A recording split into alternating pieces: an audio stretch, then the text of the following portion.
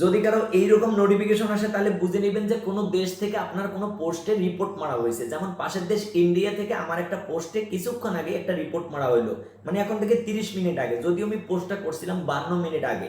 দেখুন আমি যদি এই নোটিফিকেশনটার উপর ট্যাপ করি তাহলে আপনারা যে স্ক্রিনটা দেখতে পারবেন সেই স্ক্রিনের শুরুতেই লেখা থাকবে কোন দেশ থেকে আপনাকে রিপোর্টটা করে দিছে। ওকে, দেখেন এই যে এখানে দেখতে পাচ্ছেন ইন্ডিয়া থেকে আমাকে কিন্তু রিপোর্টটা করে দিছে, এই যে ইন্ডিয়া, ঠিক আছে, ইন্ডিয়া থেকে আমার এই পোস্টে রিপোর্ট মেরে দিছে। যদি আপনার পোস্টে এরকম রিপোর্ট মারে তাহলে আপনি কি করবেন, দেখুন এখানে নিচে একটা অপশন দেখতে পাচ্ছেন সি অপশন। ওকে, তো এই যে সি অপশনটা দেখা যাচ্ছে, এই সি অপশনের উপর ট্যাপ করবেন। ট্যাপ করার পর এখানে আপনার তিনটে অপশন পাবেন। দেখেন প্রথমে লেখা আছে ডিলেট মেসেজ, তারপর আপনি দেখতে পাবেন সি ফটো, মানে আপনি যে পোস্টটা করছেন সেই পোস্টটা ঠিক আছে কিনা। যদি ট্যাপ করেন তাহলে আপনারা দেখতে পাবেন যে আমার একটা লেখা এখানে আমি লিখে দিয়েছিলাম, সবাই জানে বর্তমান থেকে শিক্ষা নিতে পারলে ভবিষ্যৎ সুন্দর, অথচ আমরা বর্তমান কেটে গেলে ভুলে যাই।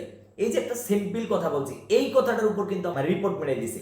তো যাই হোক, এই এখন মেসেজটার উপর আমি কি করব, দেখেন এখানে ভিজিট করতে বলছে আমার ট্রান্সপারেন্সি সেন্টার, মানে যদি আমি জানতে চাই যে কি কারণে আমার এই রিপোর্টটা মারা হয়েছে, তো সেই দেশের মানে আইন অমান্য করছি এইরকম কোন একটা রিপোর্ট আমার এই পোস্টের এগেনিস্টে দিয়েছে। তো যাই হোক, এটা হচ্ছে সম্পূর্ণ মিথ্যা এবং হচ্ছে একটা শত্রুতার বশে এই রিপোর্টটা দেওয়া। তো এইরকম রিপোর্ট যদি কখনো আপনাদের আসে আর আপনারা যদি নিজেকে হুমকির মুখে মনে করেন তাহলে কি করবেন, এই মেসেজটাকে ধরে আগে মেসেজটাকে ডিলিট করে দিবেন। মেসেজটা চলে গেছে সাপোর্ট ইনবক্স থেকে।